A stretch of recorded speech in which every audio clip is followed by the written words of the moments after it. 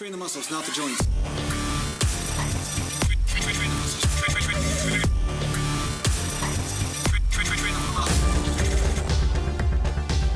Welcome back to Natural Land Bodybuilding Mountain. And today I want to talk about a comment that was made in a video or two ago. Actually, it's a video that I made a long time ago, but it's a comment that just came up a few days ago. And basically this comment was that my video was useless and that they were training correctly, they eat correctly, they're doing everything correctly, but they've been plateaued for a whole 2 months.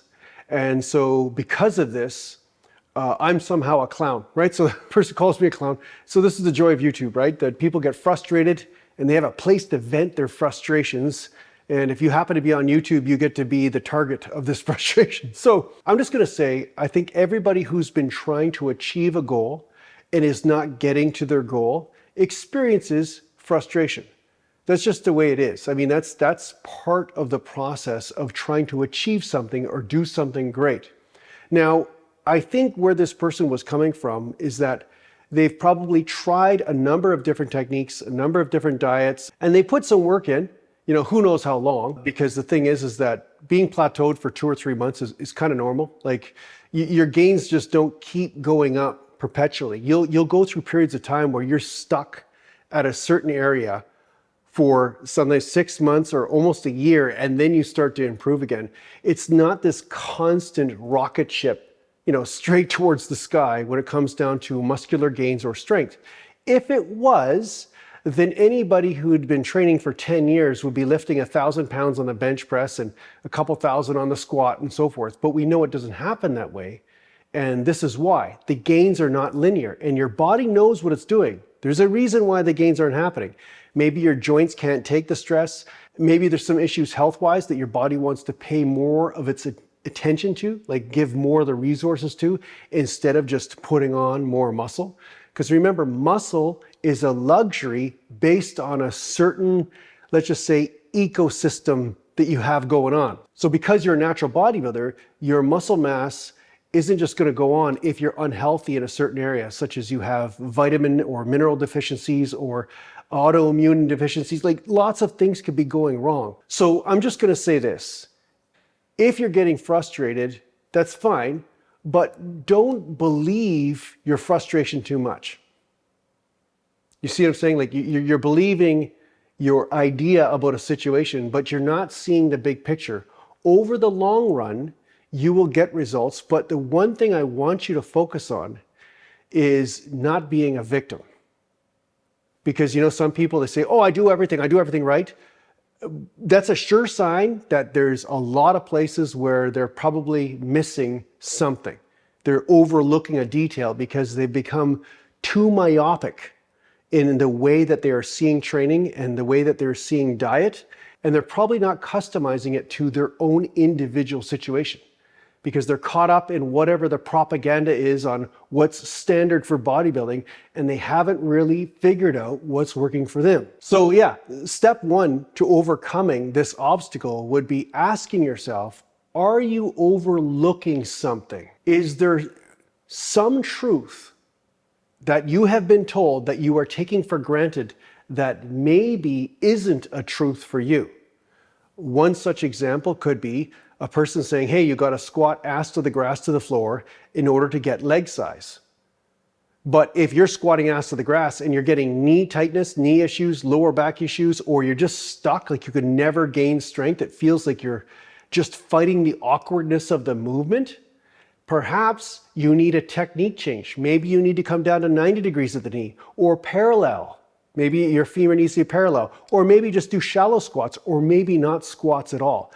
That is what you're going to notice in the comment section of my videos. You're going to see a whole bunch of people that discovered they had to do something different than what was the common doctrine for gaining muscle. And this is where you start to become a master, or at least a journeyman, on this path, instead of just assuming that you're doing everything right because you read some magazine or you read some book or something on the internet that says you just do steps 1, 2, and 3, and then that's it, you got it all perfect, right? Another thing is some people respond better to fat and protein than carbs and protein, and vice versa. I know 2 guys at my gym right now. One guy eats dominantly carbs and protein for his energy and he looks great. And then the other guy, if he eats carbs and protein, he looks like a bloated whale and he doesn't have as much energy.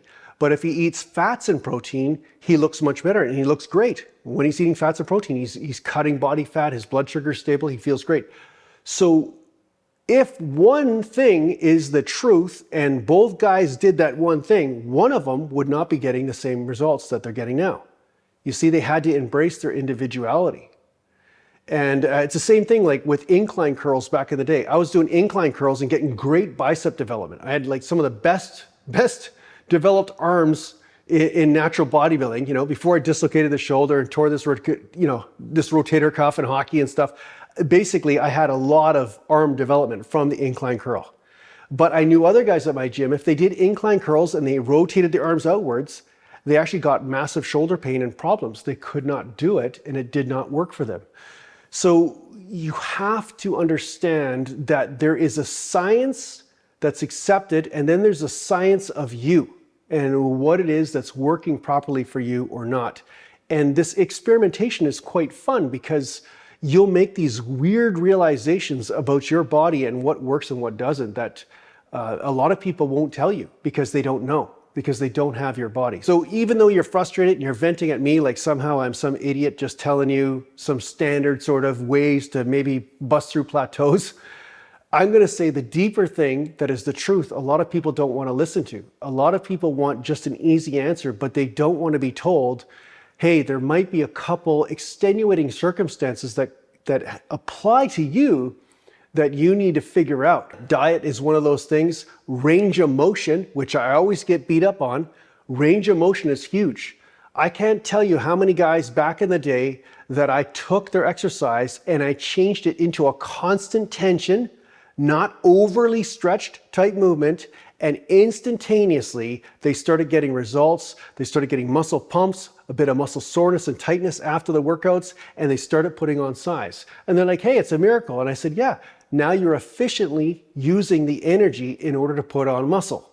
And that's what it's about. It's about really focusing the energy you have in order to put on muscle instead of dispersing it all over the place by bouncing on the tendons or you're training back, but really all you're doing is training arms because you're pulling like this and you're just bending the arms. This is a common problem. And the indoctrination and propaganda that a lot of young bodybuilders are experiencing coming up is actually preventing them from finding out how to be better bodybuilders. And some of the guys that are famous bodybuilders are the worst ones for perpetuating some of these myths, because we know pharmaceuticals have been responsible for them getting their results, and even they use coaches because they don't even know what the hell they're doing. They need to have a coach, right? So I think you get what I mean. You have to figure out a couple things, and you have to be willing to second guess the established truths in order to find out what is working for you. And honestly, if you've been training for a few years and then you go through a plateau for 3 or 4 or 5 months, it's normal. It happens. That's the way natural bodybuilding works, right? And if you're saying you're eating enough, you're training perfect and everything, but yet you're at a plateau for a whole year long, well, you know what? There's two answers to this. You've got crap genetics, right? You got one of those specific genetics that you just can't put on muscle, or there's a possibility that you're missing something, that you're overlooking something that's more important than you think. And that's most likely what it is.